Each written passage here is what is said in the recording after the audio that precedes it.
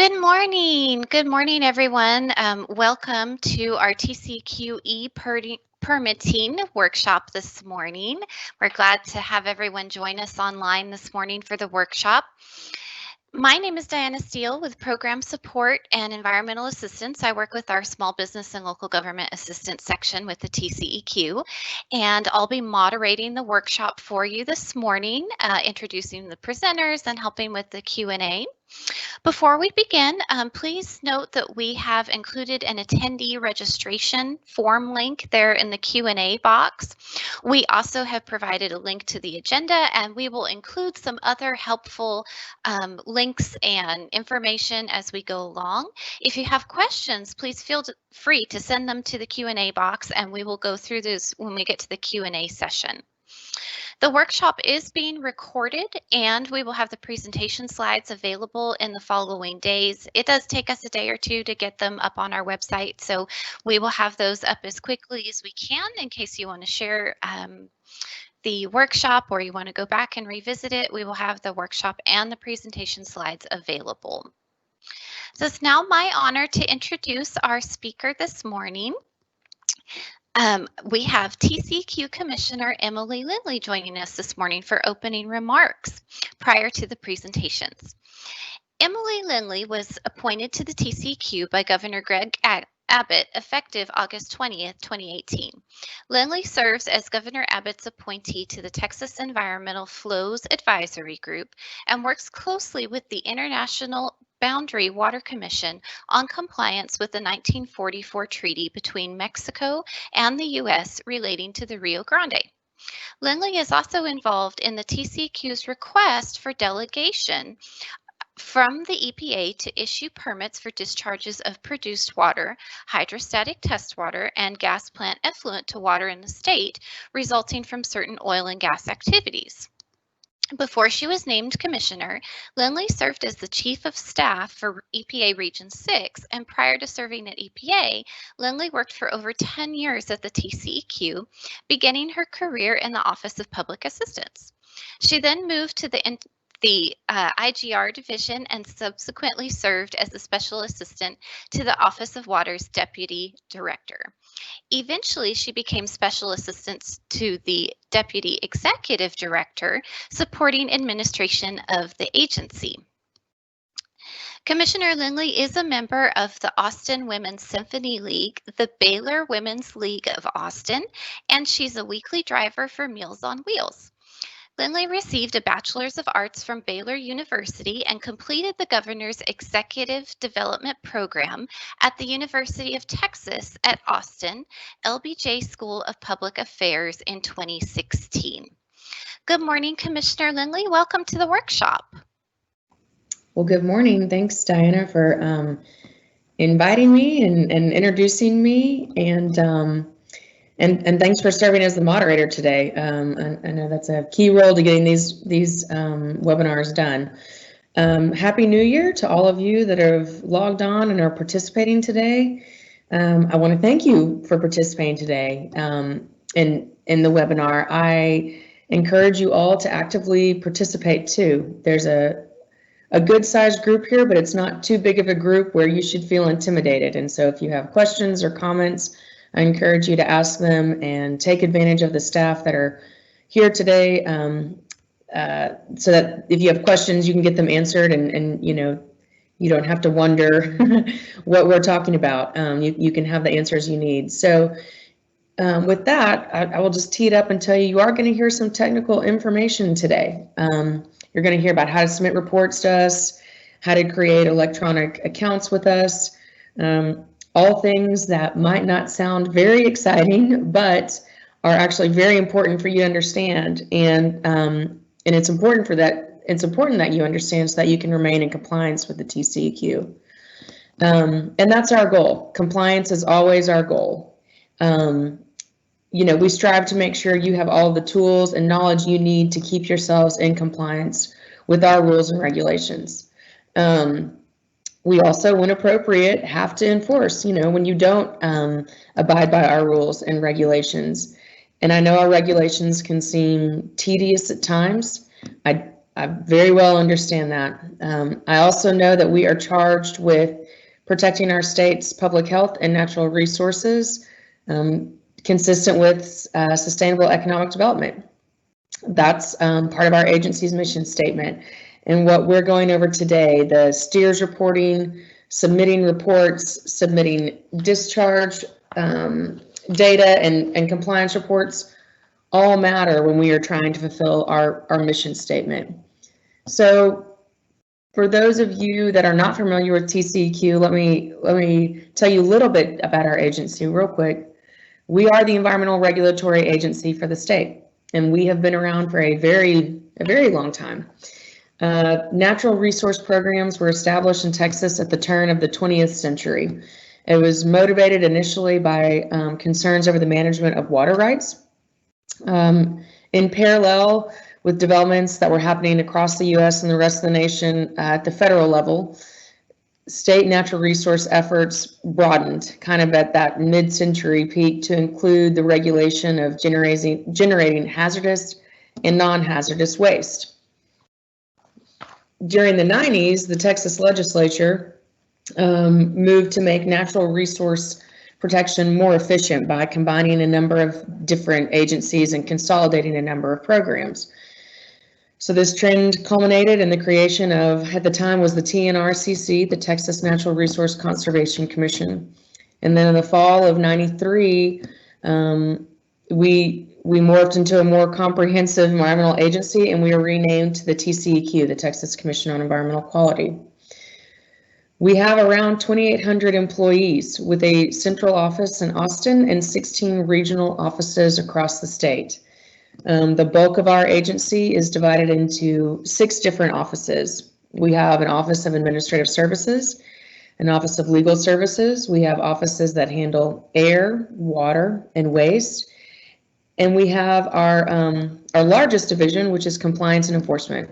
And I believe everyone you're hearing from today is from that division. There are a few folks I know from the Office of Water. They're going to be participating. It might just be in the Q&A portion, but by and large, most of the folks you're hearing from today are compliance and enforcement folks. And I want you to note that title. It's compliance and enforcement. Again, stressing that we are focused on compliance first and foremost.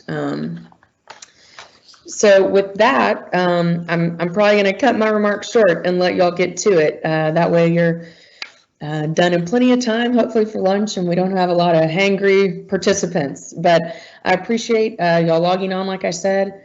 Again, I highly encourage you to participate and to ask questions. And I just thank you all again for joining us today, and look forward to hopefully interact with you all more in person in 2021. So I'm done. Thank you, Diana. Thank you so much, Commissioner Lindley, for joining us this morning. We really appreciate it. We'll go ahead and launch into the presentation portion now of the workshop this morning. The first presentation we are going to be setting up for you is to how to create an account in STEERS. STEERS stands for our State of Texas Environmental Electronic Reporting System.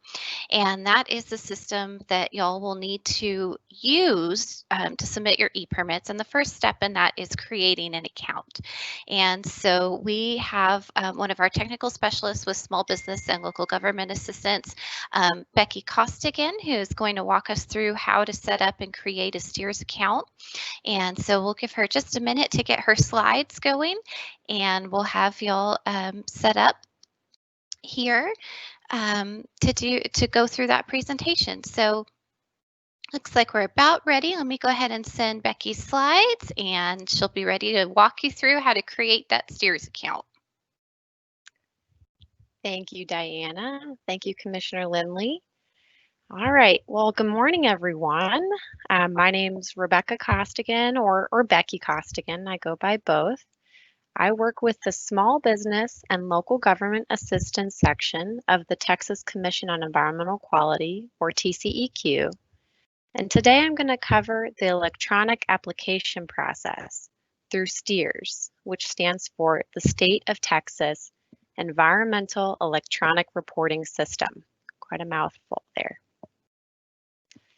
So the part of the TCEQ where I work is called the Small Business Local Government Assistance section, which we call SBLGA. Our goal is to encourage entities to seek guidance about compliance, as Commissioner Lindley said. We focus on compliance. Some of the ways we help our customers with compliance is through our programs, which offer free and confidential technical assistance and multimedia compliance tools. You can find more information on our website, texasenvirohelp.org, which is listed on the bottom of this slide right here. Use my mouse here. Or by calling an SBLGA Compliance Assistance Specialist on our hotline number, which is also listed at the bottom of this slide here.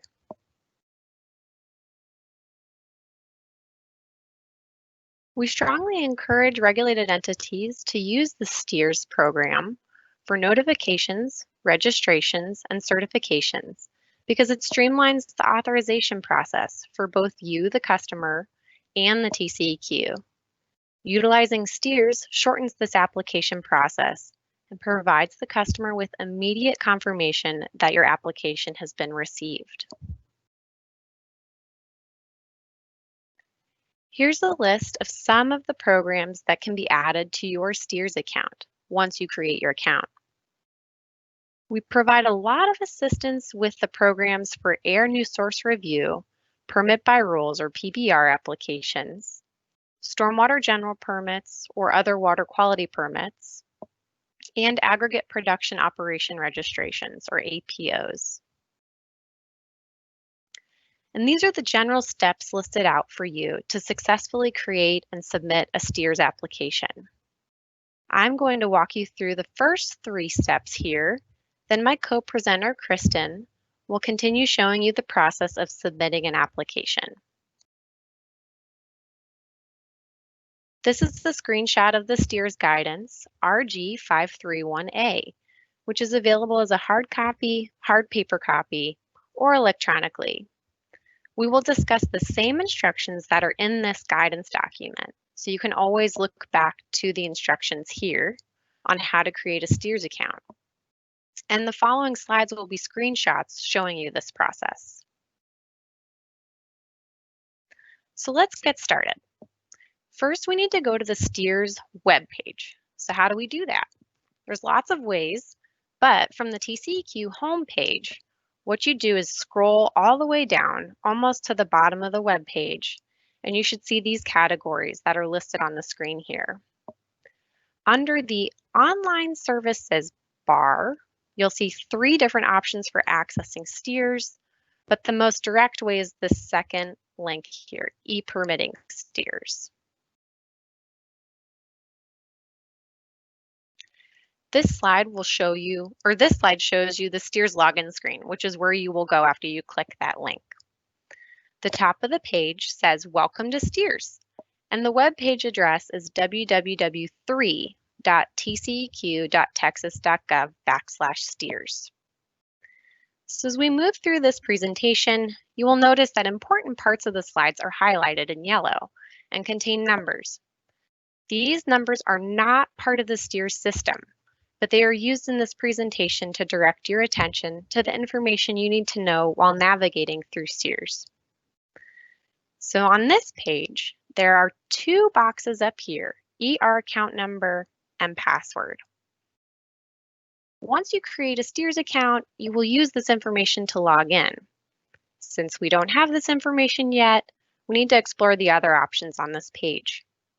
There's another category, I need, with 3 bullets and 3 different links.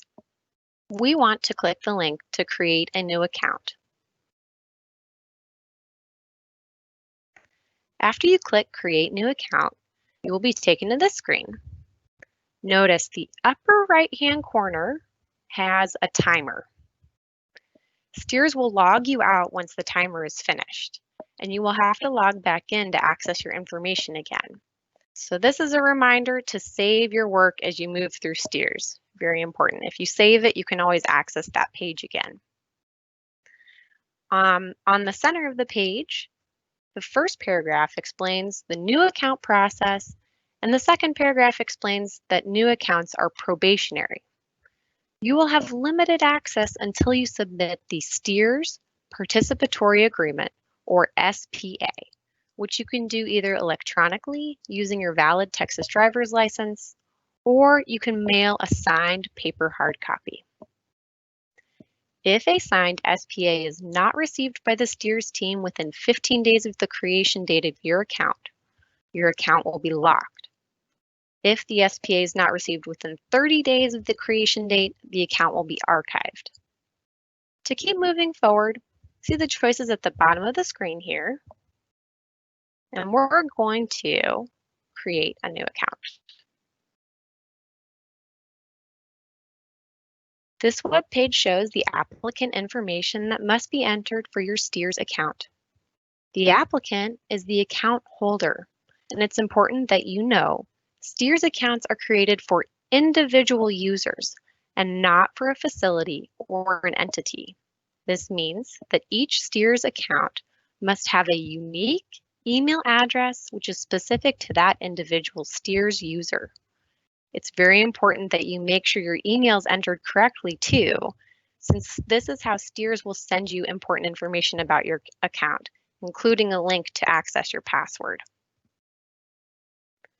You must fill in the applicant name, company information, contact information, and mailing address. And once you've entered your information, click the Next button at the bottom, right here. So if you have previously created a Steers account or your name is similar to an existing account, you will be notified that a possible duplicate account exists. Remember that this account belongs to the individual, not the entity. Your account remains yours even if you change jobs or leave a company. If your account is listed, you need to exit the application and sign in using your existing Steers account information. If you don't remember your login information, you can contact the Steers helpline for assistance. But if none of the accounts listed belong to you, select the Next button. On this page, review that your applicant information is accurate and correct. If everything looks good, click the Next button to proceed. To make corrections, you can click Previous. And again, those are on the bottom.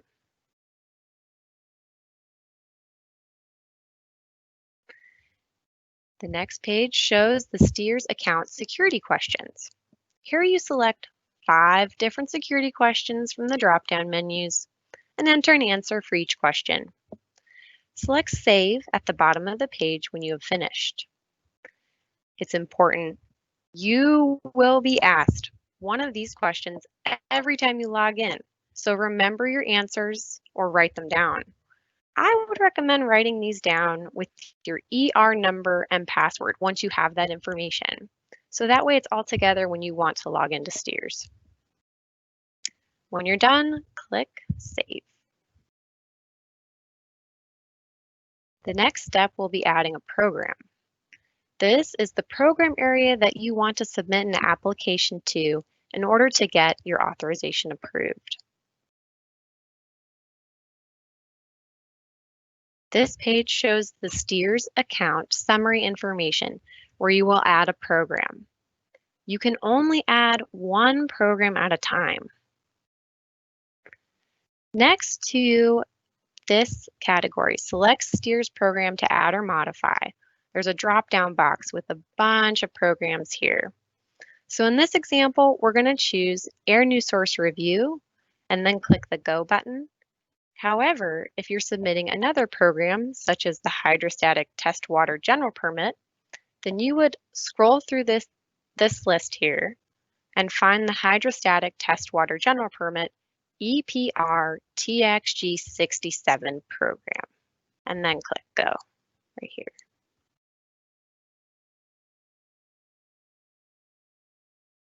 This page shows the program area access information.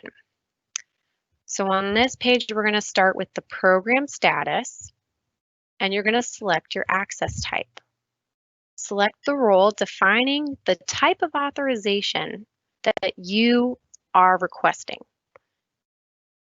generally your access options are read only, edit, prepare, or sign and submit. To successfully go through an entire application, someone has to have a sign and submit role. After you pick your role, go to the next question and select your employer's relationship to the facility. Facility, parent company, or other. And then the last question, who is authorizing the access? The first bubble here is for read, edit, or prepare roles. And then the second bubble, my mouse keeps disappearing. Sorry about that. The second bubble is for sign and submit roles. After all of this has been filled in, click Add Access to continue.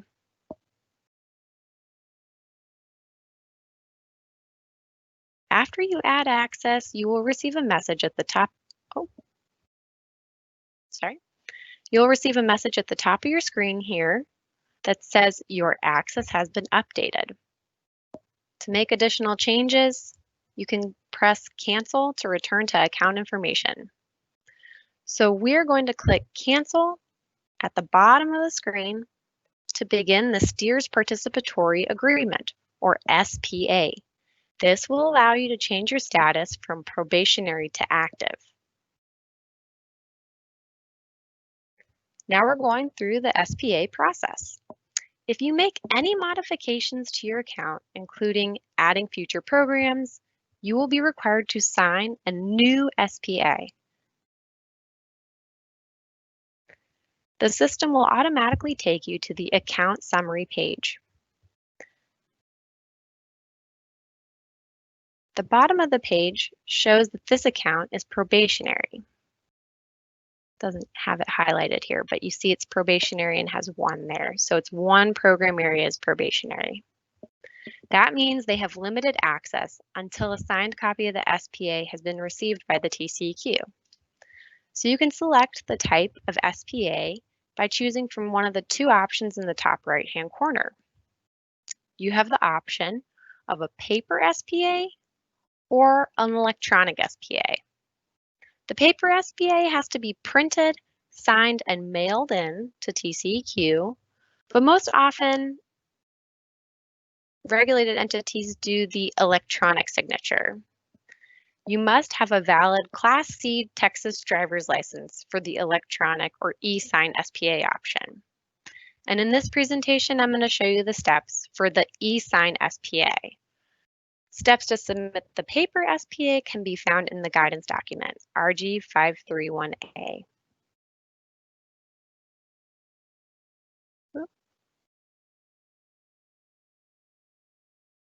There we go. This slide is the bottom of the e-sign SPA agreement. It's actually a pretty long web page, so we couldn't fit the whole screen in here for you. But the important part is at the bottom, where the information is that you have to fill out. To e-sign the SPA, you must have a Class C Texas driver's license. Just a reminder there. Please ensure you're using your most current driver's license because your Texas driver's license audit number is an 11, 16, or 20-digit number that changes each time you renew or make any changes to your driver's license. The top of the page indicates that you're signing electronically, so you'll see that there. And then you need to fill out the rest of the information that's listed on this page. You do have to check both of these boxes to agree to the electronic signature terms and conditions before you can hit the e-sign SPA button. And then the bottom just is a reminder that it could take several minutes. Okay. The next step is setting up a password. So the email you use to set up your account, check that email that you listed, and you should have an email from Steers. This email contains your ER account number, which you need to log in, and a verification key URL. Click the hyperlink in that email, or you can copy and paste it into your web browser. And this will take you directly to the page to set up your account password. If you did not receive an email, you may have entered your email address incorrectly, and you need to contact the Steers Help Desk to have them reset your email or reset your account.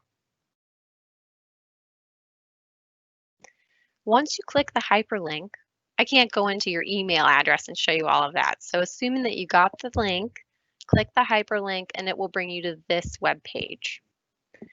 Enter and confirm your new password, answer the security questions, and click Set Password. If it was successful, you'll be prompted to log into Steers. So when you log into Steers, you enter your ER account number and new password to log in, and you'll have to answer one security question to verify, and then verify your previous logins. So that's what this screen is showing you.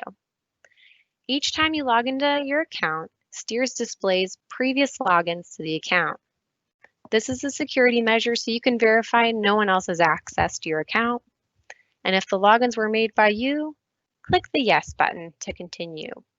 Clicking the No button will give you the option to lock your account. And once your account's been locked, you won't be able to access Steers until you contact the Steers helpline.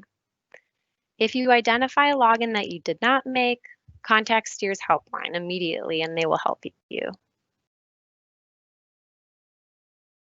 And here's my contact information and the Steers Help Desk information in case you have questions about setting up an account. The Steers Help Desk information also has contacts information on their webpage for the additional program areas in addition to the Steers Help information. Thanks for listening to my part of the webinar today, and I'll turn it back over to Diana. Thank you so much, Becky. That was really great. We appreciate the time you took to go ahead and walk us through the Steers account creation. That was really helpful. And again, attendees, just a reminder, we will have the slides available on our website following this. While Becky was giving her presentation, we shared some links that you may want to bookmark. We provided the link to Steers and the helpline. So the next portion of our presentation, we have Kristen Finati. Kristen is also one of our technical specialists with the Small Business and Local Government Assistance Program at TCEQ. And as Becky mentioned, she is going to walk through, once you create your Steers account, how you submit a notice of intent to apply for authorization under the general permit. And we're going to be going through the example for the hydrostatic general permit this morning. So let me go ahead and put Kristen's slides up here for you. And again, attendees, please continue to submit questions through the Q&A box. We will have a Q&A session following the presentations. And so we'll try to get all your questions answered during that time. Okay, Kristen, I think we are just about ready for you. Thank you. Yeah, sure thing. Can you hear me? Yep, you sound great. Awesome. All right. Yeah, like Diana said, my name's Kristen Finati. I work in the Small Business and Local Government Assistance Program in the Dallas-Fort Worth Regional Office.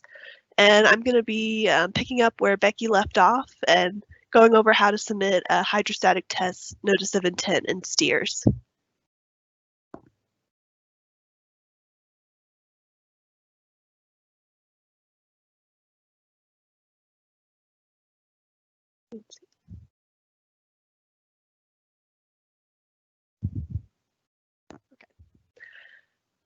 So after you set your password and you log in, this is the Steers welcome page showing that you are logged in. So from this page, to start submitting a notice of intent, you'll click on the Hydrostatic Test Water General Permit button here under Select ePermits Program area. And it'll take you to this screen where you'll have a couple options. This is the first time where you're submitting a notice of intent. You'll select this first radio button to create a hydrostatic test water notice of intent application. You also have the ability to create a notice of change application or to terminate an existing authorization. But for here, for this presentation, we're going to go through how to create a notice of intent. So you'll select the radio dial here and then click next. And here it'll show that an application is being created. For this page, what this is going over is sometimes you have multiple people who will be part of the process of creating and submitting an application in STEERS. So if you have one person who has the ability to just enter information and then you have someone else who has the signatory authority to sign for the company, you would use this application reference number and password for the person who enters the information on the application to give this information to the person who will sign it so that you'll work on the same application. So basically each person would have their own STEERS account. After the person edits the application, they'll give these numbers to the signer, they'll enter them into STEERS and go through the signing process. But if it's just one person filling out and signing the application, you can skip this screen. You'll just click next. If you don't, for some reason, write down that information and you do have two people working on the application, there's another way that you can pass that information along. And if you ever have questions about that, you can give us a call. Okay, some tips about STEERS. When you're filling out the application, any of the questions that have a red asterisk next to them have to be filled out to move to the next page. If you leave any of those blank, it will not let you move to the next screen. I'll show a screenshot next, but basically on the left-hand side, once you get into the application, there is a to-do list for the application that shows you all the different sections. You cannot skip around. You have to go in the order of the to-do list. If there is any incorrect or missing information, it will not let you move to the next screen and an error message will come up at the top of the screen. Once you correct those items and click next, if they're correct, it will let you move on. For each page that you are on when you're filling out that application, so each part of the to-do list, you only have 20 minutes to work on the page. In the top right-hand corner, there is a countdown that shows you how much time you have left. If you don't move to the next page, STEERS will log you out, and the information on that page you were working on will not be saved. But once you do hit next save, and it moves you to the next page, STEERS saves all your previous work. So you do have the ability to work on the application over multiple days. You don't have to do it all at one time, and it will save your work as long as it moves to the next page. Okay, so the first part of the application is the regulated entity information. So this is the application screen. So this right here is the to-do list where it lists all the different parts of the application. Once you complete them, it will say completed here. If you have them all complete, then you can move around and you don't have to go in order, but when they're all saying to do, you have to follow the order. So if you already have a regulated entity number, you'll enter that here into option 1. If you don't have a regulated entity number yet, you can do option 3, where you enter in the name of the site and the county. And again, like you see on this page, like I mentioned earlier, only the things with the red asterisk have to be filled out. For this page, you only have to do one of these options. You do not have to fill out every option. So if you have your RN number already, you can enter it here. If you don't, you'll do option 3. So it'll take you to this next page. If you entered an RN number, you already have an RN number. you can click this Copy RE information button, which will autofill this information with what we already have in our central registry database. So that's a really handy tip. If you are creating an RN because you don't have one already, then you can start filling out everything with the red asterisk. So it's going to ask what the name of the site to be authorized is, whether you have a physical address. You'll have to enter the physical address. If you do not have a physical address, you can click no here, and it will ask you to describe how to get to the site. You can put drive 3 miles on this highway, take a right, and drive another mile, and then the site will be on the right. We do have that happen sometimes. All right, and again, anything with a red asterisk you have to fill out. So it's going to ask the longitude and latitude and the county your site's in. If you would like to, you can fill out the primary SIC code and NAICS code information, but it's not required. If you are looking for your SIC code, which stands for Standard Industrial Classification Code, that can be found on OSHA's SIC code search website, which we can provide that link to you as well. It's also on our website. Okay, then it's going to ask for the regulated entity site information. This is a lot of the same information again. You can either copy the information you entered above by clicking this button, or you can enter it manually. So again, just the same information. It does ask what the primary business of the entity is. It's not required, but you can put that in if you'd like. Then once you have all the information entered, you have everything with a red asterisk filled out, you'll click the next save button. So once you click the next save button, if it lets you move to the next screen, then all that information is saved. And even if you log out and go back 2 days later, all this information would be there. So the next part will be about the customer information. So some of you may already have a customer number, like a CN, but if you don't, the customer in relation to a regulated entity is an individual or organization responsible for one or more regulated entity. I guess a common example I use is if you have like 7-Eleven gas stations, 7-Eleven would be the customer, and maybe that individual gas station number, like 7-Eleven number 12, would be the regulated entity. So the customer is the bigger corporate structure. So for the customer name, our STEERS system talks with the Texas Secretary of State or Texas Comptroller system to check that the customer name matches what's in the Secretary of State system. We also ask for some numbers from Secretary of State.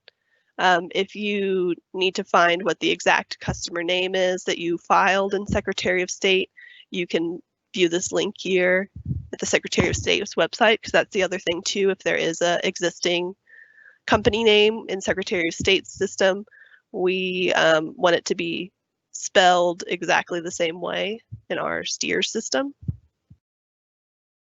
So if you have a Comptroller of Public Accounts number, you can find that here at their website. If you haven't filed with the Secretary of State as a corporation or a limited partnership or a nonprofit, then you can leave that number blank. Okay, we'll also ask for your Texas State tax ID number. If you don't know that, here is another website where you can find that number. Or if you haven't been issued a Texas State tax ID number, you can leave that field blank. We'll also ask for federal tax ID number, which most businesses have, except for some small sole proprietors. We'll also ask for a DUNS number, which if you have one, you will enter it. And then we also ask for the customer type, which is like corporation, local government, or sole proprietorship, and we have definitions and examples of each customer type on our website here at this link. All right, this is similar to the regulated entity page, but if you already have a customer number, you'll enter here in option 1, and then you can click Next Save. If you don't know your customer number, and you already have a different type of authorization number, you can enter that into option 2, or you could do option 3 if you do not have a customer number or you don't know it off the top of your head. You can do option 3 here. That'll take you to the customer information page. So it's going to ask how you're associated with the site, whether you're the owner or operator or both. It's going to ask the type of customer. And again, whoops, we have a list of the types of customers and their definitions on our website if you aren't aware of what type of customer you are. Okay, so this legal name, this is where if you have something with the Secretary of State, it needs to exactly match what's in the Secretary of State system. And then here's where you'll enter in all of those different filing numbers, federal tax ID numbers, if they're assigned. And this page, you can get errors because it is checking what's in the Secretary of State system, and it will tell you if it's not matching. So if you have any issues, you can give us a call and reference those websites earlier from the Secretary of State system, so you can see what they have. Okay, the next part. So this is the rest of the customer information up here. It's going to ask if you certify that the full legal name of the entity applying for this permit has been provided and is legally authorized to do business in Texas. I believe if you don't answer yes, it will not let you move forward.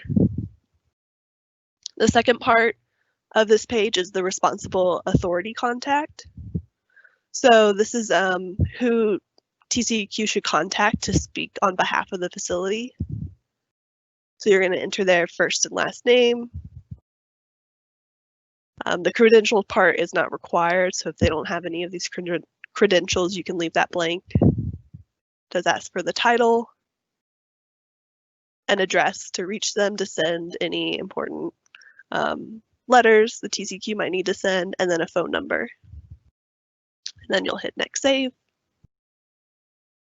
So the next part is a billing contact.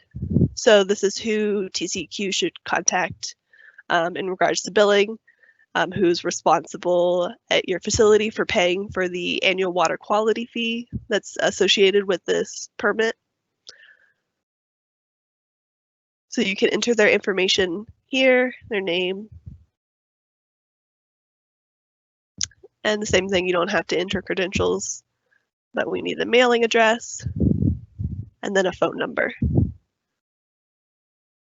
So these next part, we do ask for a lot of contact information. For the application contact, that's who TCEQ could contact if they have questions about the application. So again, just enter the organization name. It will give you an error if you don't enter that in. Now there is a part here where if you have the same person as the responsible authority contact, billing contact, as all of these, you don't have to enter them in each time. You can click this drop down that says same as another contact, and you can select the same person you had for the billing contact, and it'll autofill this information.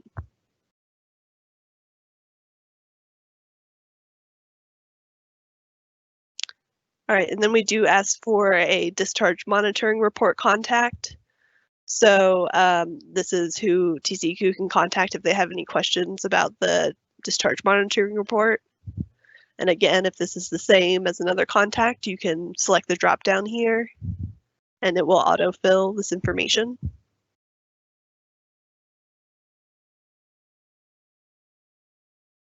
All right, so now we're going to actually get into the part of the application that relates to the notice of intent information. This is the more technical part. So again, the questions, these all have an asterisk next to them, so they all have to be answered. So these questions will determine whether this is the right application for you to be filling out.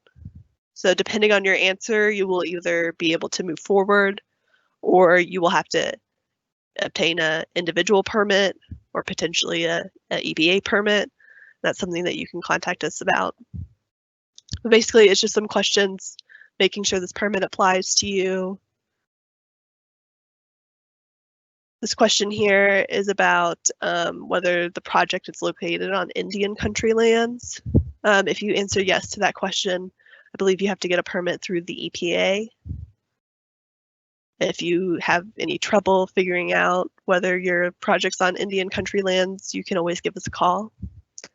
It is going to ask what your primary SIC code is.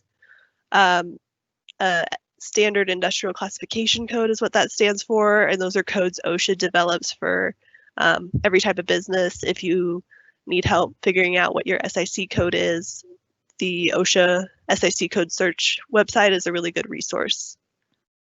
It's also going to ask this last question here is whether the discharge is going to be within the recharge zone, contributing zone, or transition zone. So this question relates to the Edwards Aquifer. The Edwards Aquifer is an aquifer that runs in the hill country, kind of between San Antonio and Austin. We have some additional permits for projects in that area. If you need help determining whether your project's within this area, you can give us a call. We do have a map on our website where you can enter an address and see whether that address is within the Edwards Aquifer. After you answer these questions, you'll hit Next Save. The next part of the permit is the outfall information. So an outfall is where the discharge leaves your property and goes onto another property. You can add multiple outfalls depending on how many you have on site. It's going to ask for you to enter a segment number of classified bodies of water. We have a water quality viewer where you can type in an address and click on the most or the closest body of water and find the classified segment number. So here's the screen asking about the outfalls. If you have more than one, you can enter the number of outfalls you have here, click update total, and it'll allow you to enter multiple outfalls. So it's going to ask some questions about where you're discharging and its relationship to some bodies of water. We'll ask for the latitude and longitude of the outfall. And then it's going to ask what the name of the first water body to receive the discharge is. And then this is what I was talking about, number 6, where it's going to ask for the segment number. And that's where you can use our segment viewer. You type in your address, it pulls it up on a map. You look around for the the closest classified water body where you expect your discharge to reach, and then you can find that number and use this drop down to enter it in. So number 7 is asking you to kind of create a narrative about where the discharge route from the receiving water body goes to the nearest classified segment. So you can type in an answer here explaining how that discharge flows. And then you can click Next Save. All right, so the next part are some certification questions, where it's asking you to certify some statements that you have obtained a copy of the permit and you understand the terms. We will have a copy of the hydrostatic test permit on our website. It's highly recommended that you read it so you understand what you are agreeing to. Then you'll answer this question in the drop down, either yes or no. Then you certify whether the activities that you're doing on your site qualify for the discharge permit. And then that you understand that you must terminate the permit when it's no longer needed. And like on that first page we were on, you can submit the notice of termination in STEERS as well. And then you'll also have to pay a water quality fee every year.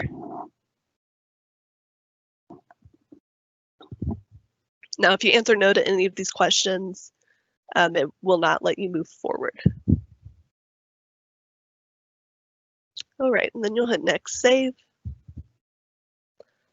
So that was the technical part of the application. That was the end of the entire application. The next part will take you to this activities page. And again, if you make it all the way through the application, you don't have any errors, at this point you could log out and then you could come back in later and finish signing, paying, and submitting it. But this activities page is the main page. This is your application. It's going to show the status here. When you get to this part and you finished, under status, it should say ready to sign. You'll select the little radio dial here. It'll highlight your application in blue, and then you'll press sign. That's the first part. So it'll come up with some certification statements. It's very important that you read these and that you certify that these statements are true. You'll enter your STEERS account password, like password that you use to get into STEERS, and then you'll apply your electronic signature. So then it'll go back to this page. You'll select your application again, and under status, after you sign, it will say ready to pay, and then you'll click the pay button. It'll take you to our system called ePay. You'll click I want to pay reference number, hit next. So you can use a credit card in ePay. It will ask you for all your credit card information. If you start ePay and you aren't able to finish for some reason, sometimes it won't let you go back in until 2 hours have passed. So if you have any issues with ePay, you can let us know. Again, like no matter what happens in ePay, like it's going to save your application in STEERS. It's going to save that you signed it. So we'll be able to walk you through the rest of it. All right, so after you pay for your application, you're not done. A lot of people get confused about this, but it will prompt you to keep going, and you know you'll be done when you see on your screen the words congratulations. So after you pay, keep going. It will say, do you want like continue to STEERS to submit at the end of the page after you pay. So I do want to stress that if you do not finish the submitting process, then it will not be considered that you have authorization. So you just got to keep going until you hit the congratulations page. This is what that page would look like. It says congratulations. You could have, you can print a copy of record that shows all the information you entered in your application. You can print out your approval letter. You can print out your certificate. So this shows that you have authorization under the hydrostatic permit. Your application was submitted, and you can always, this information will be saved in STEERS. And our system also talks with our central registry database. So that's another way that you can look to see that you have authorization. But we recommend that you print out these certificates and approval letters and keep them in your records. So I know that was a lot of information. Did any questions come up in the Q&A? Hey, Kristen, that was really great. We do have a few questions in the Q&A. A couple of these, y'all, we may be saving for the questions portion because we have some folks joining us from water quality and enforcement so that they can address some of the questions about delegation and when the TCEQ is taking delegation. But I will open it up if there are any NOI related questions that we haven't answered in the Q&A that you would like to submit. I'll give that a couple minutes. We are ahead of schedule this morning, so we have plenty of time to answer Steers questions if y'all have them.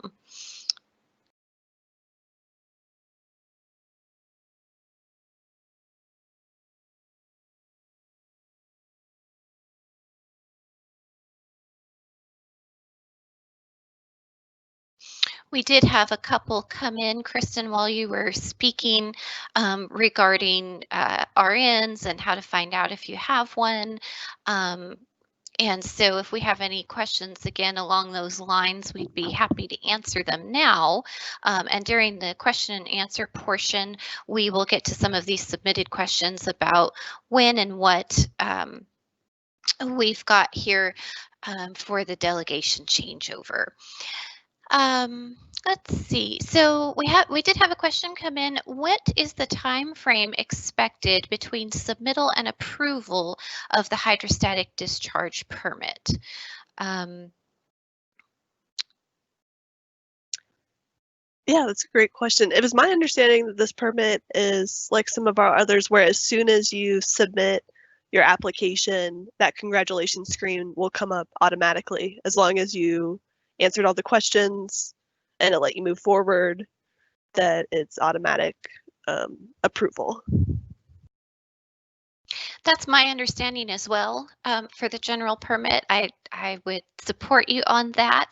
And also it allows you to, Steers has a functionality that allows you to print or save a PDF record of what you have submitted. And so we would encourage you when you get through the entire process to save that record for your own record keeping purposes. Let me see. Another question, Kristen, it has, let's see here. Can a consultant pay the notice of intent fee on the client's behalf in Steers?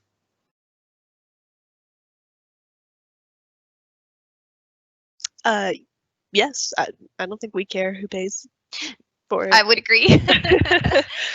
You know, as long as you're authorized by your client to take that action, we have no problem with it. I know there are a lot of consultants among our attendees today, and one of the common questions that we get about Steers creating an account and submitting an NOI, and I know both Becky and Kristen covered this a few times during their presentations, is that the Steers account itself belongs to the individual who created it. So for our consultants in the audience today, if you have clients who are requesting that you submit these permits on their behalf, you can use your Steers account to submit multiple different notice of intent for different clients. It's just important to note in the beginning, if your client has delegated you to have signatory authority, submit them on their behalf or pay on their behalf, but that would be between you and your client. Let's see here. We have some more questions. These are great questions. Okay, so we have a couple of other, let's see, regarding Railroad Commission, and we're going to go over some of those details again in the question and answer session. We have some updates to share with you. And so if we don't answer your questions right now, please be assured that we will get to those in the question and answer session. Let's see.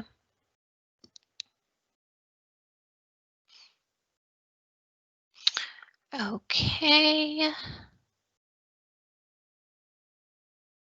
So we have a question here. Hydrostatic discharge many times does not reach a surface water.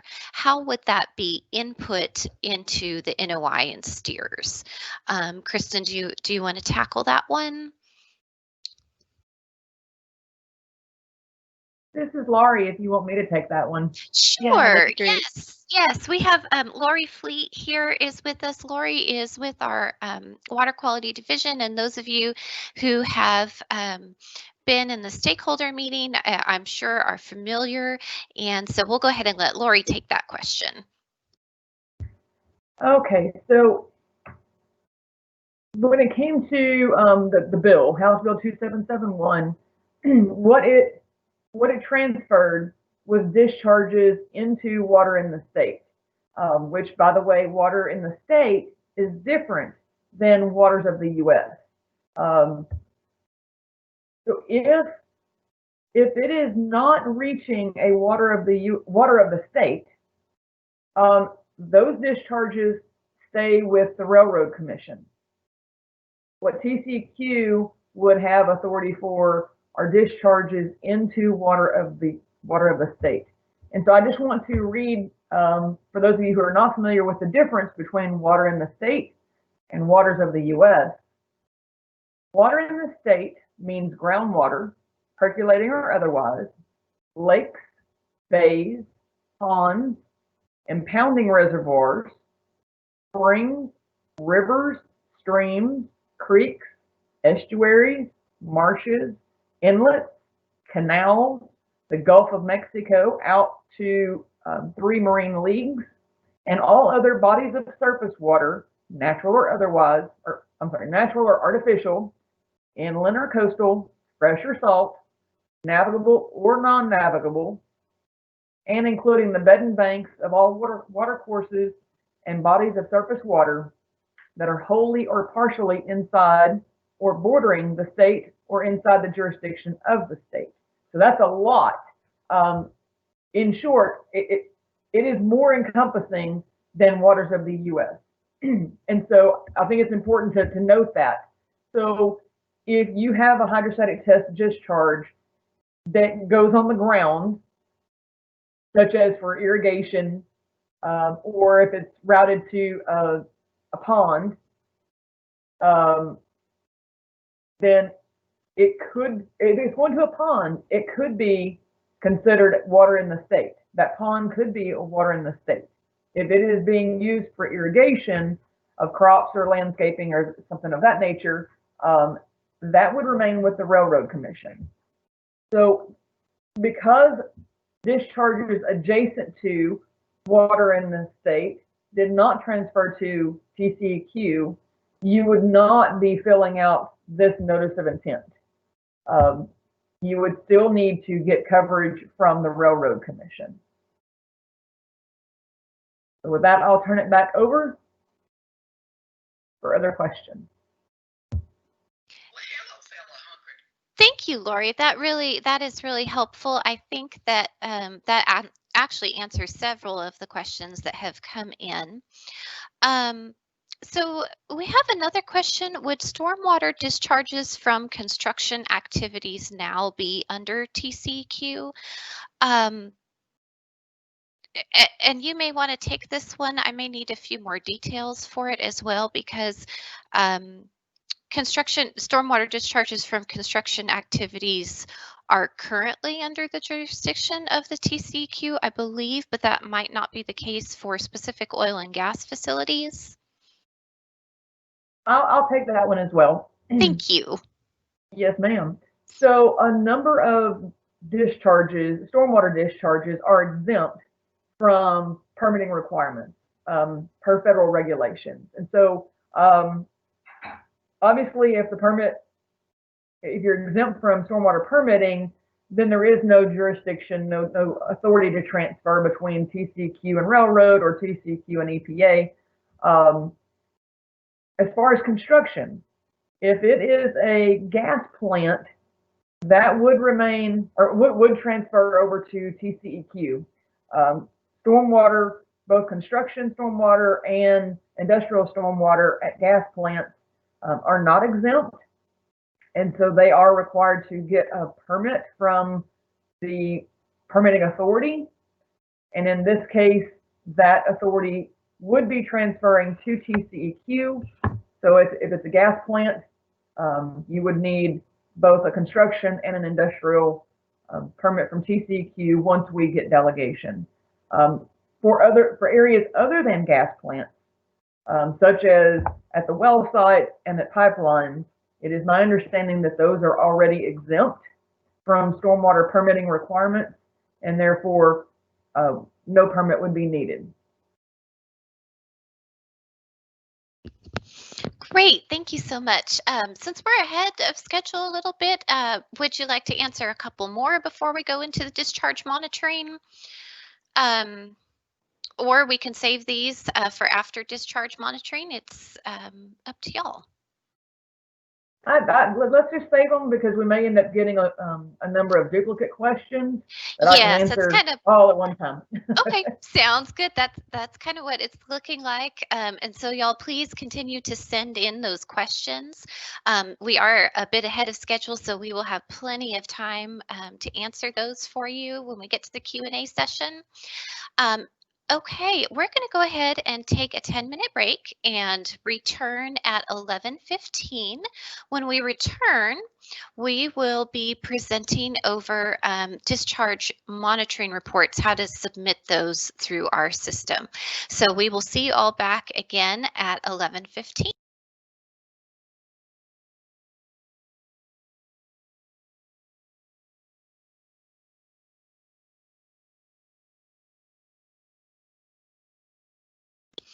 Okay, and we're back from that break. Attendees, our final presentation today is going to be over how to submit your net DMR reports through TCEQ. And with us today, we have Asa Bigham. He is with our compliance monitoring folks with TCEQ, and he's going to walk us through how to do that. This will be the final presentation for today, and then we'll open it up for questions and discussion. Looks like we've had a couple more great questions come in, so we're looking forward to those. Okay, Asa, I think we're ready for you. All right, thank you, Diana. So today we're going to be going over the new user's guide to NetDMR. My name is Asa Bigham, and I'm with the compliance monitoring section. And like Commissioner Lindley said this morning, our entire goal here is to help you guys stay in compliance. So hopefully this presentation will make that a little bit easier. So today we're going to be providing an explanation of NetDMR, and we're also going to be going over electronic reporting and a few EPA databases that are involved with NetDMR. We will also be going over a couple of live presentations so you guys can sort of follow along as I go through the process that you guys will eventually be going through as well. And we're going to be introducing the NetDMR account creation and requesting access. So first, what is NetDMR? NetDMR is a tool that allows individuals to submit discharge monitoring reports online.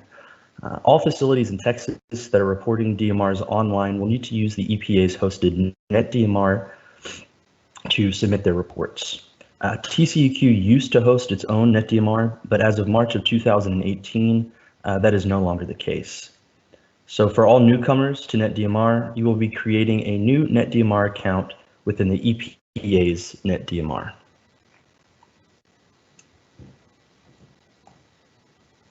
Wastewater facilities are now required to report their DMRs online under the EPA's NIPD's e-reporting rule. This rule went into effect in October of 2015, and the due date for reporting of DMRs was December 21st, 2016. Systems that qualify can obtain a temporary e-reporting waiver, and if you do have an e-reporting waiver, you'll still have to report your DMRs, but those will be submitted via paper. So I'm going to go over a couple of the different EPA databases and some of the differences between them. To use the EPA's NetDMR database, all users will be required to have a CDX account. CDX is the EPA's central data exchange system. To understand the CDX NetDMR relationship, think of CDX like the TSA at the airport and NetDMR as the terminal. You must go through CDX in order to access NetDMR. New NetDMR users may have already had a CDX account because they have access to other EPA programs. If you already have a CDX account, there is no need to set up a new CDX account. For others who do not have a NetDMR or CDX account, you will need to set up both. Once you have access to NetDMR and you input DMR data into NetDMR, that data is uploaded into the EPA's NIPD's database. The EPA's NIPDES database then transfers this DMR data into ECHO, which is the EPA's Enforcement's Compliance and History online database. And once it's been submitted to ECHO, the DMR data will be retrievable on the ECHO database, which is most people can access that online. So here are a few important differences to understand about the CDX and NetDMR. A couple of these points we've already covered, but we'll be going over them again just for good measure. The most notable difference is that for CDX, you will need to sign a signature agreement. This database is used to authenticate your identity. The agreement is only required once for your CDX account. While the NetDMR subscriber agreement basically acknowledges that you have the right to submit DMR data for a system, and it may also require another signature of whomever is authorizing you. This agreement would be required for each system you need access to. These two agreements are not the same thing. CDX signature agreement is used to assure your identity, and the NetDMR subscriber agreement is used to authorize users to submit DMRs for specific facilities. It's important for you to know this as you set up your CDX account and NetDMR access to help avoid confusion. So here are a couple of the different CDX user types and NetDMR roles. It's easiest to start on the far right column and sort of identify what your job function is or the role that your employer expects you to have. So let's say you want to submit and sign DMRs. Well, then at this point, you would want to have the CDX user type permittee signature. And later, when requesting access, you will request the signatory role in NetDMR. What if you want to be able to approve others for roles, maybe edit and view DMRs, but you don't want to sign them? In this case, you would want the CDX user type permittee no signature. And later, you can select any of these three roles. Let's say that you're a third party, or maybe you're working with a lab, and you just want to be able to view and enter data into the DMRs. Well, then at this point, you would need to request the CDX user type data provider. And later you will request the NetDMR role for edit and view. It's also important to note, please do not choose the internal user, as this option is for regulatory authorities only. Okay, so now I'm going to be going over sort of the account creation live presentation.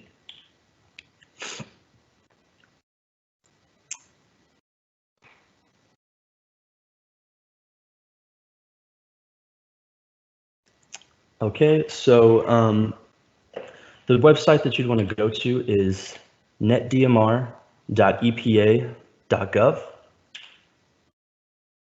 And this will take you to the CDX login page. If you already have a CDX account, this is where you would enter your user ID and password. And if you don't, you're going to click here to create a new account. Now I'm going to go to the test environment of NetDMR. It looks exactly the same as what you guys saw earlier, but this is just for demonstration purposes. So we're going to click on create a new account. And then from here, you'll select the state agency or EPA region. So you're going to be selecting the Texas NetDMR account, which says NetDMR Texas TCEQ. And from here, you'd select the user type that you'd like to have for your account. So for our demonstration, we're going to be going with the permittee signature user type. Then it's going to take you to the section here where you're going to be entering in your personal information. So you'll select your title, you'll enter in your first name, last name, and then your job title. Then you'll hit the next button. And from here, it'll take you to creating a user ID and password. So we're going to be going with johnsmith42517@gmail.com.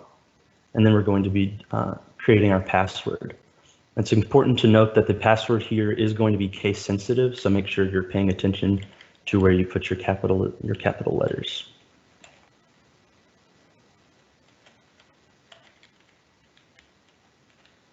Then it's going to ask you a couple of security questions. These security questions are also going to be case sensitive, so it's important for you to go ahead and just leave everything lowercase to avoid any possible confusion.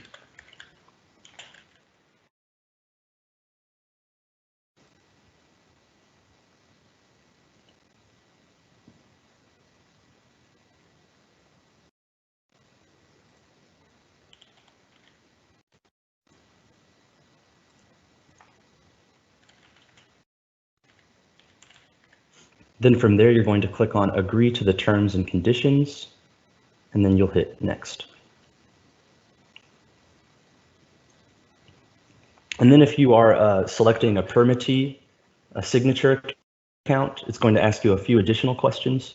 So once again, you'll just go through each of these.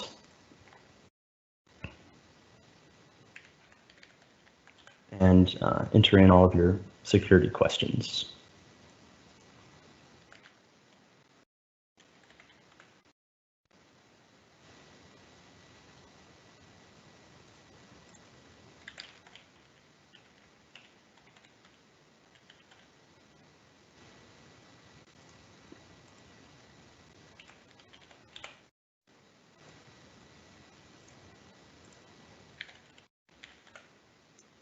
You'll hit Next. And from here, it's going to ask you to enter your organization name. So you'll go ahead and enter in your organization name, and then you'll hit Find. Once you select the state that you're going to be submitting with, which in this case would be Texas. And then from here, it'll show your organization. Now, let's say, for instance, you searched your organization and it didn't come up.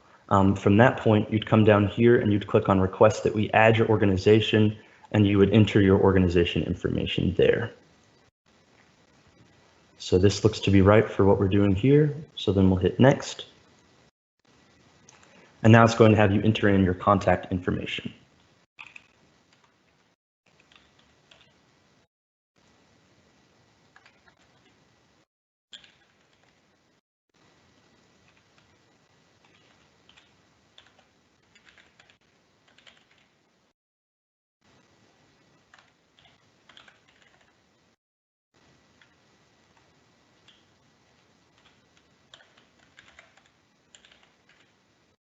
And then from here, you're going to click this button that says Send Verification Code.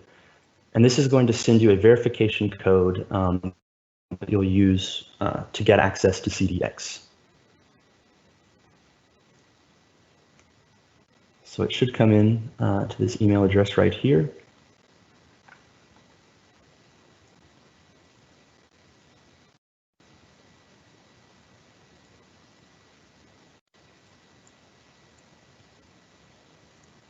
Okay, so here we got our email verification. So you'll come down here and you will highlight the verification code. And then you will enter in, just paste it right in here.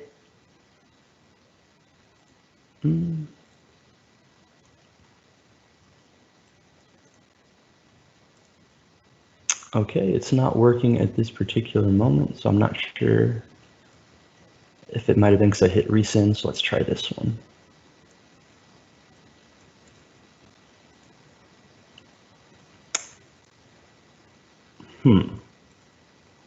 Well, generally, at this point, it would give you access. I'm not sure exactly why these codes aren't working. Let me try this one more time, and if not, we can move on to the next portion.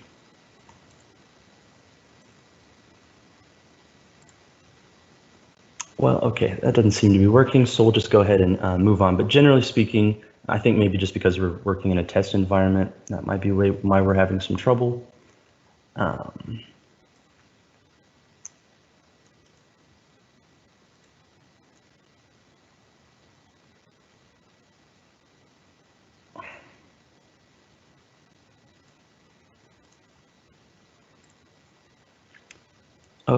Okay, so from here, I'll just sort of, since the live demonstration is not exactly working, I'll just sort of go over the process of the NetDMR requesting signatory access. So typically, once you went through the CDX portion, it would then take you into the NetDMR. You'd select that your signatory role, and it will take you to a page, your home page, that looks a bit like this. So from there, you're going to click on Request Access. And this is going to give you the option to enter in the permit ID. From there, you'd also enter in, you'd select the role that you'd like to use. So we'd be using signatory, and then you would click Add Request. And then from here, it's going to show you just sort of a summary of what you've requested access for. And once you've made sure that everything there is correct, you'll go ahead and click the Submit button. And then from here, it's going to give you, take you to a screen that shows you some additional information that's required. So from here, you'd select your employer's relationship to the facility. And then from there, you will either select the button that gives you authorization to enter this agreement, or if someone else has to give you authorization, you'd click this button and then fill out the following boxes. So from here, once you fill that out, it's going to give you the option to either sign via paper or sign electronically. If you sign electronically, your signatory request will be sent to our NetDMR email box, and someone from our team will go ahead and approve you. And if you click the sign via paper, it's going to give you this option here where you'll print once you print it. This is sort of what your signatory agreement will look like. And then at the bottom of the screen, it'll show you where you need to send it. This is not where you'll be sending it for TCEQ, but just for our purposes here, this is just sort of show you what it would look like. And if you go the electronic route, this is the page that you'll show. It'll say, upon clicking on sign electronically, a pop-up box will appear confirming that you've chosen to sign your subscriber agreement electronically. If you don't have authorization and has to go through an RO, your request will be sent directly to their email address.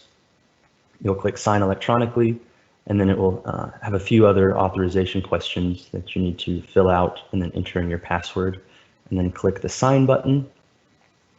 And then this is the message that you'll get if the signing of your subscriber agreement was successful, and it'll show that your request access has been submitted for approval.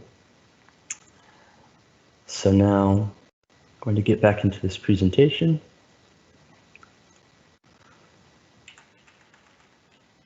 So here are some CDX account creation pitfalls that you might want to look out for. You do need to have an individual email address. Like I said during the demonstration, your user ID is going to be case sensitive, so that's something to look out for. It's also important whenever you're going to select your program service, there will be a program service that comes up that says NetDMR EPA Region 6, and it'll list the Region 6 states: Arkansas, Louisiana, New Mexico, Oklahoma, and Texas. That is not what you're going to select. You're going to select the one that says Texas NetDMR. So requesting access, that's sort of what I went through just a second ago. And so here are a few pitfalls to look out for when you're doing your NetDMR access requests. So your EPA ID number is needed, and that's going to be the EPA ID number that starts with the TX. And when you're requesting access, be sure to enter the permit ID and hit update. And from there, you'll select the parent or facility. The parent is if you work at a corporate headquarters or an offsite office where you'll be entering in discharge monitoring report information. And then you would choose facility if you actually work at the location or near the wastewater treatment facility. A few more pitfalls to look out for. For electronically signed subscriber agreements, if you are a duly authorized representative, a DAR, and not a responsible official, the responsible official will also need a CDX account to approve you. A duly authorized representative will also need to know the RO's first and last name, title, phone number, and email address in order for this to go through. And so here are a couple of helpful links. We have the NetDMR support portal. And at the bottom of the screen there, if you ever have any questions, you can always contact us at our email address, netdmr@tceq.texas.gov, or you can call our helpline at 512-239-3367. And that sort of will wrap things up here. Great, Asa, thank you so much for that. We have a couple minutes here. Do we have any DMR specific questions before we open it up to general questions and discussion? I will give it just a minute to see if we have any DMR questions come in. And again, attendees, just as a reminder, all of these slides and the recorded presentation are going to be available on our website for you to review following the event. It usually takes us a couple days to get those up there, but please look for that. At the end of the presentation, here as we get closer to 12 o'clock, we're also going to be posting an attendee survey. So you can let us know how we did, what other questions you have, if there are any pending issues that you would like to let us know about, subjects you'd like us to address, let us know through the survey so that we can get that information out to our different groups. Okay, I am going to go ahead and get started on the questions and discussion. We have a couple of updates and talking points to share with y'all since the last stakeholder meeting. So I'm going to go ahead and share those, and then we'll start answering some of your questions and add to the discussion. Lori is with us, and also we have Susan Jablonski with us today with the TCEQ, and of course our technical specialists are willing, and we're here and ready to answer your questions about STEERS accounts, submitting NOIs, or DMR. So we'll go ahead and get started on that part. So a couple of best management practices, tips to know about the new permit. So in STEERS, for the hydrostatic general permit, if the vessel previously contained petroleum or a natural gas product, you need to submit a notice of intent for authorization under the general permit through STEERS. If it's a new vessel that has not had anything in it yet, you need to comply with the permit, and we'll drop a link to the permit here in the chat in a moment. You need to comply with the permit and be aware of the permit conditions, but you don't need to submit a notice of intent. So only those vessels that previously contained petroleum or natural gas product need to submit the NOIs. Now, regarding the delegation, regarding obtaining permit authorization. So those of you that have an existing unexpired EPA and Railroad Commission permit are to continue operating under those permits until the earliest expiration date of one of those. You'll continue to operate until the first one is coming up on its expiration. You'll want to apply for our permit before one of yours expires, and the TCEQ permit will then take the place of those two.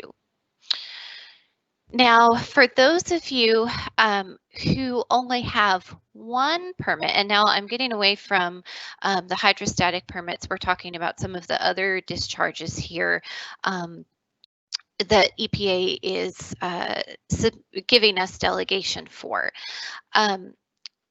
If you have a Railroad Commission permit, but you don't have an EPA permit currently, or vice versa, if the opposite is true, if you have EPA but you don't have Railroad Commission, if you only have one permit currently, you will need to come in and get an authorization from us as soon as possible.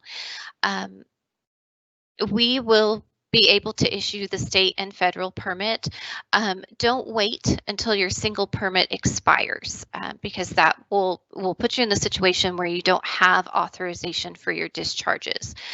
We already have a revised industrial wastewater application form that is ready for you to start working on.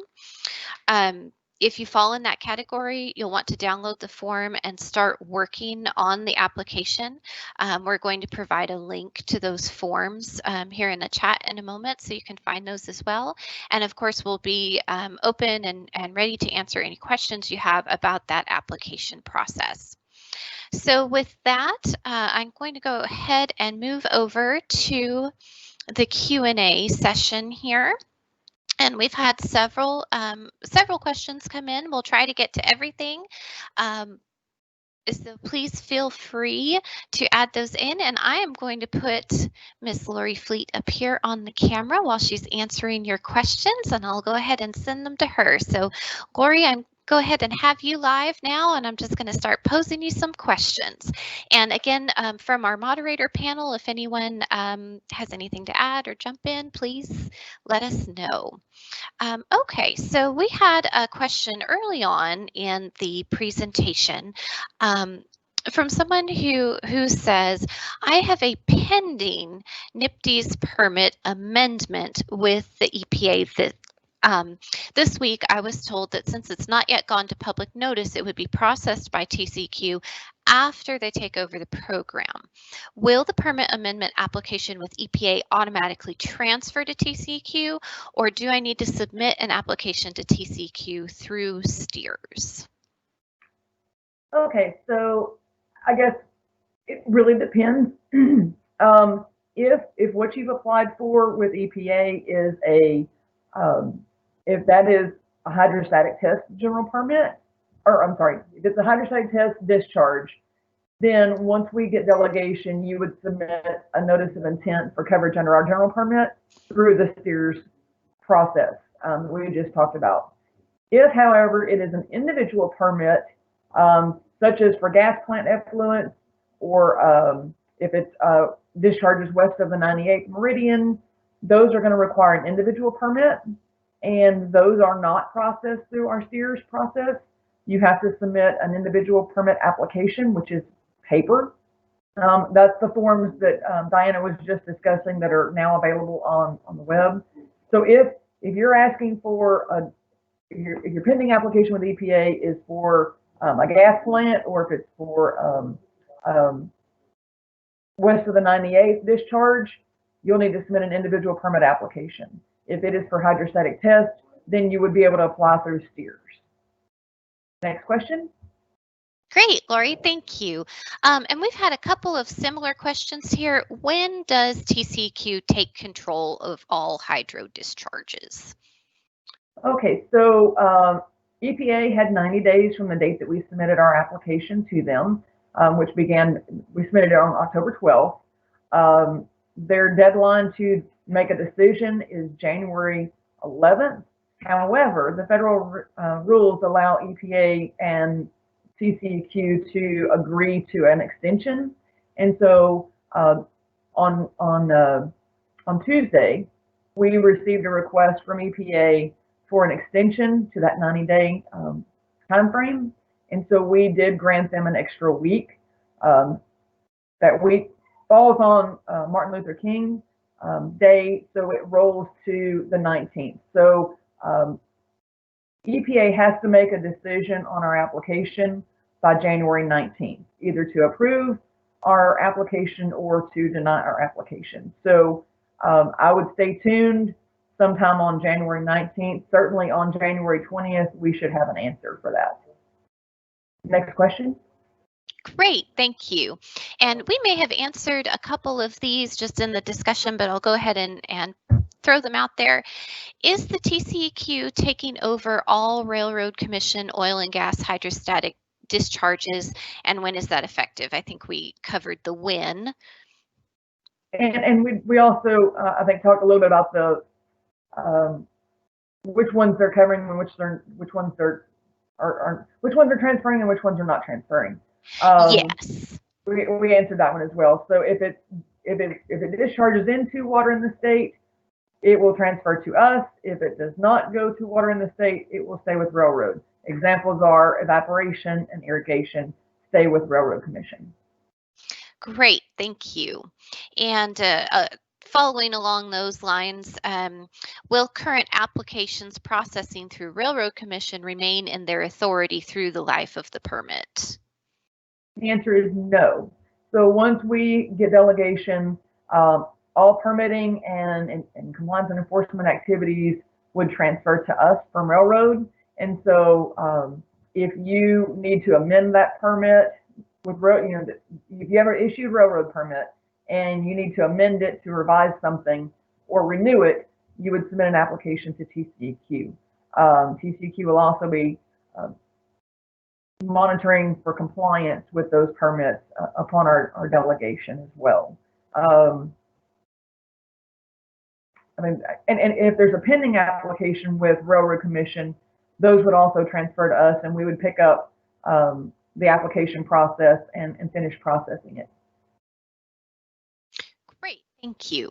So we have a couple of questions about permit application and what scenarios cover what under the general permit. And so we have, in this question, we have, for us, most hydrostatic test water discharges are the result of pipeline construction projects. We generally have an RN designated for all the pipelines with a particular county for air emissions events. I'm assuming we would have to submit an NOI for the general permit for each county. Actually, for the hydrostatic test general permit, you would not have to submit a separate notice of intent for each county. Within our application, we ask for outfalls, so you can submit a single notice of intent and have multiple outfalls. So if along that discharge, pipeline, if you're going to have hydrostatic discharges along the way, as you hydrostatically test each section of that pipeline, you can have those as separate outfalls. So that's where, whenever we were going through the notice of intent application form, where it asks for how many outfalls do you have, you would identify how many outfall locations you're going to have, and then you would provide information for each of those locations. In the event that you need to add additional outfalls, so maybe you don't know when you start this pipeline project exactly where those discharge locations are going to be for the entire route. And so what you can do is submit a notice of change and add or remove outfalls. So for example, if you had an outfall and you've completed your hydrostatic testing of that segment of the pipe, you completed the discharge, and you no longer plan to discharge at that particular location again, you can do a notice of change to end that outfall and add new ones. And so that's how the notice of change is used, is to notify us that you're removing an outfall or adding a new outfall. So again, one notice of intent is required, and you would just add each discharge location as a separate outfall. Next question. Great, thank you. So I think that really covers and answers the next question I had here was, is a permit application required for each specific hydrostatic discharge, for example, new pipeline construction, or would you report each event under a general permit that's renewed annually? So, and I think you covered that pretty well here. And then we had a question, so we'll need to deal with both the Railroad Commission and the TCEQ based on where the water ends up. And I think that was related back to whether the discharges reach the waters of the state or waters of the U.S. Do you have anything you want to add to that one? I think we covered that. I think we've covered it as well. I'm not sure if there are facilities out there that have both. Maybe they're using some of their water for irrigation, and then some of the water is being discharged into water in the state. If a single facility does in fact have both of those methods of disposal, then in that situation, both a Railroad Commission permit would be needed for the irrigation, and a TCEQ permit would be needed for the discharge into water in the state. So there could be a situation where you could have both a railroad permit and a TCEQ permit if you're using both disposal methods. Great, thank you. So this one is related to construction of pipelines, and I know we've discussed this a little bit as well. EPA has been permitting construction of oil and gas pipelines and other construction activities not covered under the federal waiver. For example, distribution pipelines sending refined and treated product to a customer. Will TCEQ now be permitting these construction stormwater discharges not waived by the federal act? And the answer is yes. So stormwater is transferring to us if it's not exempt. So if a federal permit is required, then we would have jurisdiction to issue that permit once we get delegation. Great, thank you. So we have a couple questions around the NOI and timing and fees and things like that. So we'll go ahead and add on to those. Let's see. So what if the NOI is filed on August 29th and we pay the $100 filing fee? Will another fee be charged on September 1st because the discharge won't be terminated for a week or two? And the answer to that is yes. We do our billing based on authorizations that are in effect on September 1st. So if you get coverage on August 29th and it is active on September 1, you will be billed. And that applies to everyone, whether you got your application, whether your application was active January 1 or August 31. If it doesn't matter when you got your authorization, it's whether it is active on September 1. If it is, you will be billed the annual $100 water quality fee. Great, thank you for that explanation. We have another one about dates. What date will we begin submitting net DMR to TCEQ versus EPA Region 6? And the answer to that is the same as from the permitting perspective. It'll be once we get delegation from EPA. So again, we're anticipating an answer from EPA on January 19th. So the 19th, 20th, stay tuned on that. But as soon as we are approved for delegation from EPA, permitting would come to us, as well as any compliance monitoring, including submitting your DMRs. That being said, you'll need to go ahead and set up your DMR, net DMR account. Right now, the net DMR system that you are likely using goes straight to EPA. We have what we call a Texas instance of the net DMR system. So you will need to get your DMR account set up, as we discussed earlier, get that set up so that whenever transfer of jurisdiction occurs, you'll be ready to start submitting your DMRs through Texas's net DMR system. And so again, I would encourage everyone to go ahead and get your net DMR account set up with TCEQ, so that on day one of delegation, you are ready and prepared to submit your DMRs through our system. Next question. Great, thank you. Thank you. It looks like we just have a few more, so thank you for all the information. It's really adding a lot, I think, for our folks. So we have how many weeks before a current EPA hydro test discharge permit expires should a TCEQ discharge permit application be submitted? So you want to definitely make sure that you apply for your hydrostatic test authorization with us before your EPA permit expires. So that's first and foremost. You need to do this before it expires. Because our hydrostatic test general permit allows automatic authorization, meaning as soon as you hit the submit button in SEERS, you will get an automatic email back almost immediately that has your authorization certificate.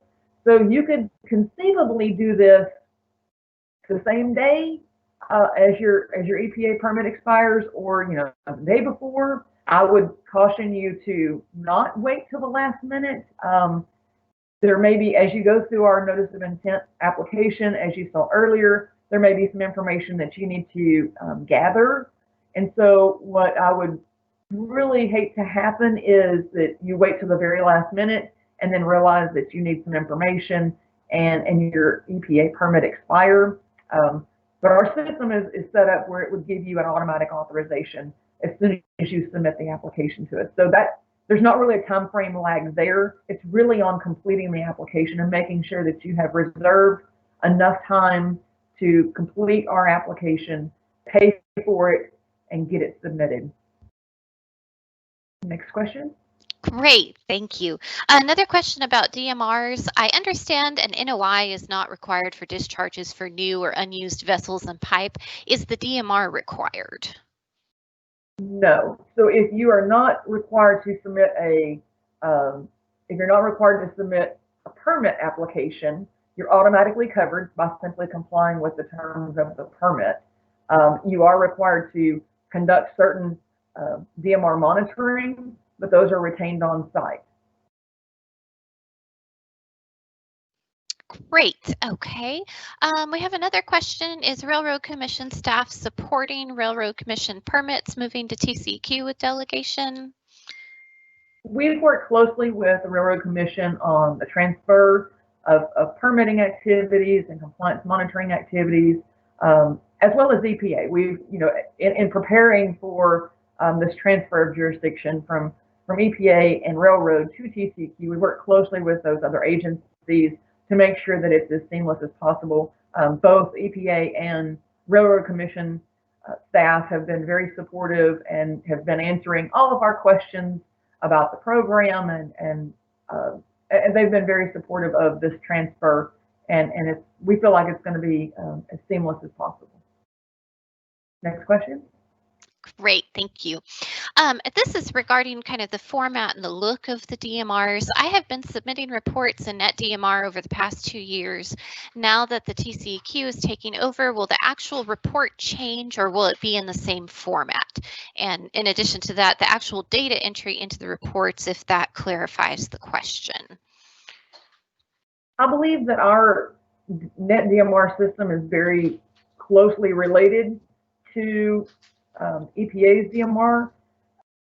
I believe, I'll let one of the other compliance and enforcement folks answer that, but I believe that it is the same. The data entry is the same. The difference being mainly on getting the account created. I think you have to create a new account with the Texas DMR system, which is slightly different than the EPA system, again, from an account setup perspective.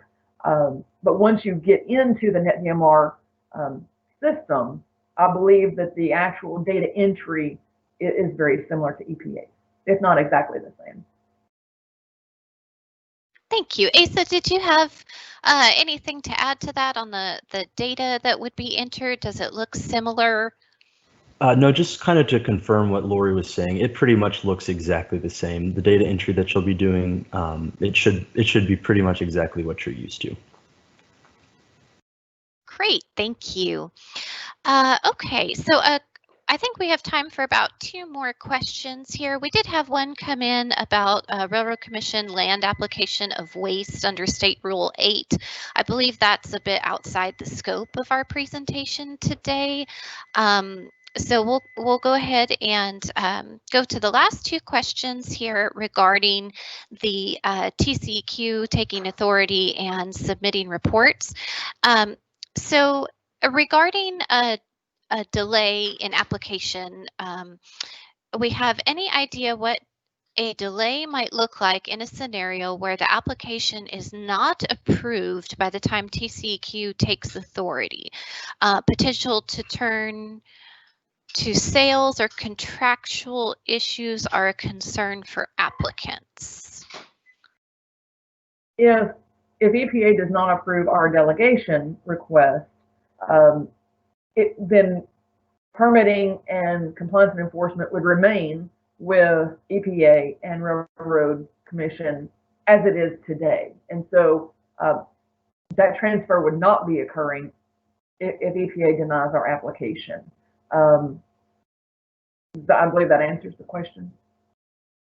I believe so.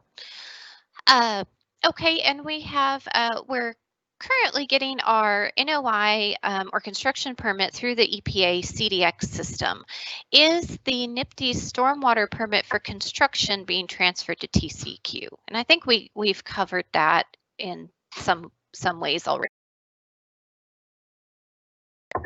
Yes.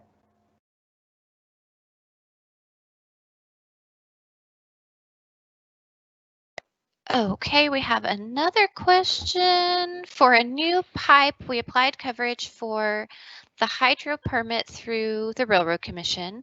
Can we use the TCEQ general permit for the new pipe after January 19th, provided the delegation goes forward, and terminate the Railroad Commission permit?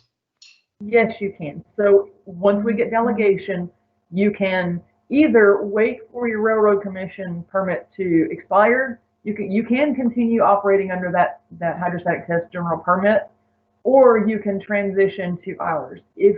Certainly if you need to extend your hydrostatic test authorization beyond the expiration date of the Railroad Commission permit, obviously you would need to come in and get coverage under our hydrostatic test general permit before the railroad permit expires. So it really just depends on if you're going to be if your hydrostatic testing activity is going to be completed before your Railroad Commission permit expires. If the answer is yes, then you can just keep operating under it.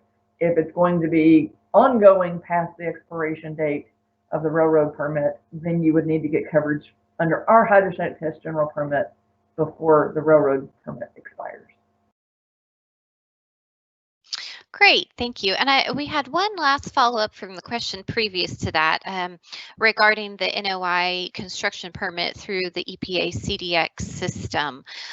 They're seeking clarification for natural gas specifically, if those stormwater permits for construction are being transferred to TCEQ for natural gas.